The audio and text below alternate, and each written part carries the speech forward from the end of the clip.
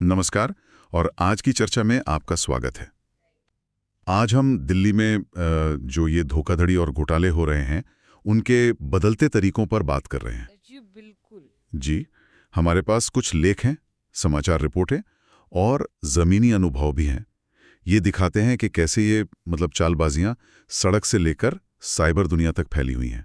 हाँ, और मकसद यही है कि इन सब जानकारी को थोड़ा गहराई से समझें। बिल्कुल, ताकि दिल्ली में लोग ज़्यादा सतर्क और सुरक्षित रह सकें। और ये समझना ज़रूरी है कि ये सिर्फ अलग-अलग तरीके नहीं हैं। ये अक्सर हमारी भावनाओं या भरोसे का फ़ायदा उठाते हैं। कोई डराता है, कोई लालच देता है। सही कहा।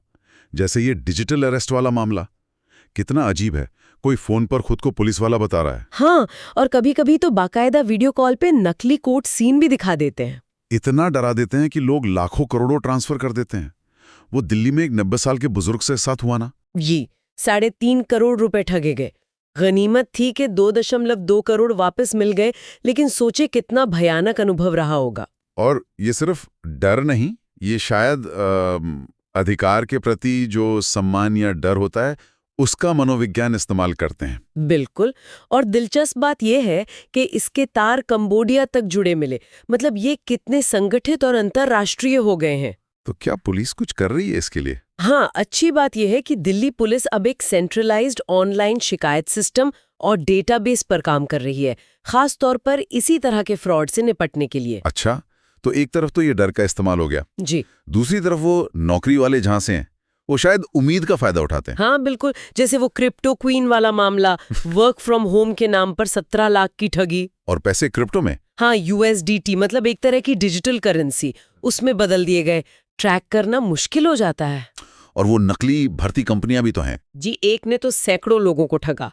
और हद तो तब हो गई जब कुछ पीड़ितों के फोन खो गए और उनके लिंक किए बैंक खातों से UPI के जरिए पैसे निकाल लिए गए। बाप रे, तकनीक का कैसा दुरुपयोग है ये दिखाता है कि कैसे भरोसे को तोड़ा जा रहा है तकनीक का इस्तेमाल करके। और इसी भरोसे वाली बात पर वो नकली बैंक अधिकारी वाले घोटाले। हाँ, वो भी बहुत आम है। फोन करके आपकी गोपनीय जानकारी मांगते हैं, CVV या OTP वगैरह। जी, ये सीधे सीधे भरोसे और कभी-कभी जानकारी की कमी का फायदा उठाते हैं। दक्षिण पश्चिम दिल्ली में गिरफ्तारी हुई थी ना अभी। हाँ, सुना था। और एक मामले में तो पूर्व बैंक कर्मचारियों ने ही रिवॉर्ड पॉइंट का लालच देकर धोखाधड़ी की। 5 लोग पकड़े गए। ओह, तो यहाँ लालच और भरोसे का घलमेल है। बिल्कुल। ये तो हुई साइबर दुनिया की बातें, जहाँ ठग दिखाई नहीं देते। लेकिन दिल्ली की सड़कों पर जो आमने सामने होता है वो भी कम नहीं है ना, खासकर पर्यटकों के साथ। वाले मीटर खराब होने का बहाना, या कहीं और ही घुमा कर ले जाना। हाँ, या किसी दुकान पर ले जाना जहां से उन्हें कमीशन मिलता हो। यहाँ क्या होता है कि आप शहर से अनजान हैं या परदेसी हैं, इसका फायदा उठाया जाता है। तो क्या करें फिर? बेहतर है ऐप आधारित कैब लें या पहले से किराया तय कर लें। ड्राइवर की सिफारिशों पर आंख बंद करके भरोसा न करें। और वो ठक ठक गैंग, उसके बारे में कुछ बताइए, वो कैसे काम करता है? ये ध्यान भटकाने का क्लासिक तरीका है। अच्छा। हाँ, जैसे गाड़ी में कोई नकली नुकसान बताएंगे, टायर पंक्चर का इशारा करेंगे, ड्राइवर या सवारी का ध्यान उधर गया और दूसरी तरफ से कोई सामान ले उड़ा। बिल्कुल, दूसरा साथी गाड़ी से कीमती सामान जैसे लैपटॉप या बैग उड़ा लेता है। ये अक्सर भीड़-भाड़ वाली जगहों या ट्रैफिक सिग्नल पर होता है। जहां आप पहले से ही थोड़े परेशान या विचलित हों। सही। ये दिखाता है कि कैसे हमारी एक पल की असावधानी का फायदा उठाया जाता है। सड़कों पर नकली गाइड या बच्चे के लिए दूध जैसे इमोशनल अपील वाले घोटाले भी तो होते हैं। हाँ बिल्कुल, ये हमारी सहानुभूति या मदद करने की इच्छा का दुरुपयोग है।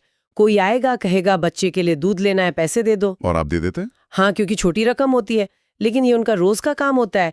या फिर नकली चैरिटी के रसीद लेके घूमने वाले, यहाँ परखना मुश्किल होता है। तो फिर तो समझदारी इसी में है कि अगर दान देना ही है तो किसी जानी मानी वेरीफाइड संस्था को ही दें। इन सब के अलावा वो आव्रजन या फर्जी वीजा वाले मामले भी तो काफी बढ़ रहे हैं। यहाँ तो लोगों के बड़े सपने दांव पर होते हैं। हाँ, और नुकसान भी बहुत बड़ा हो सकता है।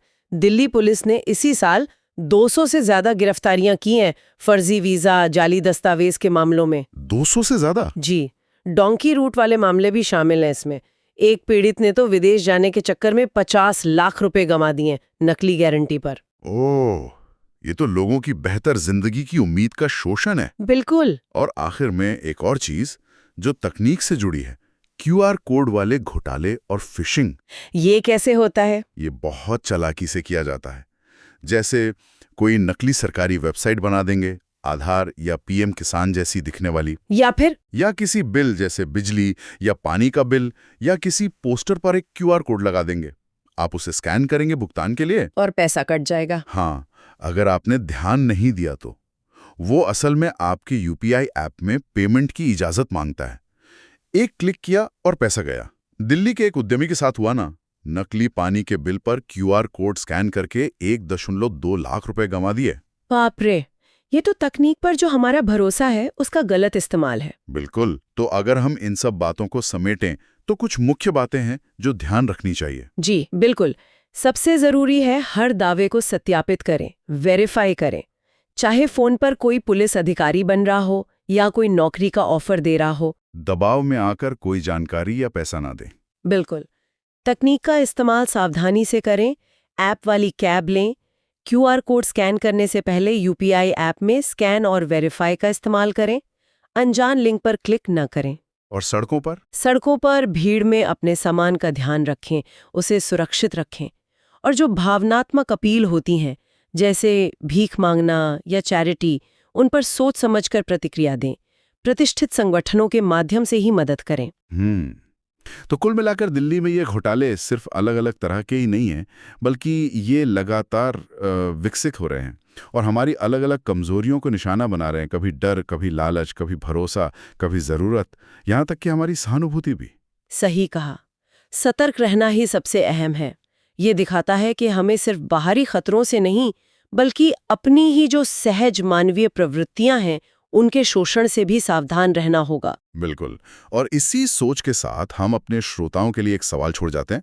ये देखते हुए कि धोखेबाजी के तरीके इतनी तेजी से बदल रहे हैं, तो सिर्फ ज्ञात खतरों से बचने के बजाय अपनी डिजिटल या भौतिक सुरक्षा की समझ को बेहतर बनाने के लिए आज आप कौन सा एक सक्रिय कदम उठा सकते हैं? सोचिएगा जरूर।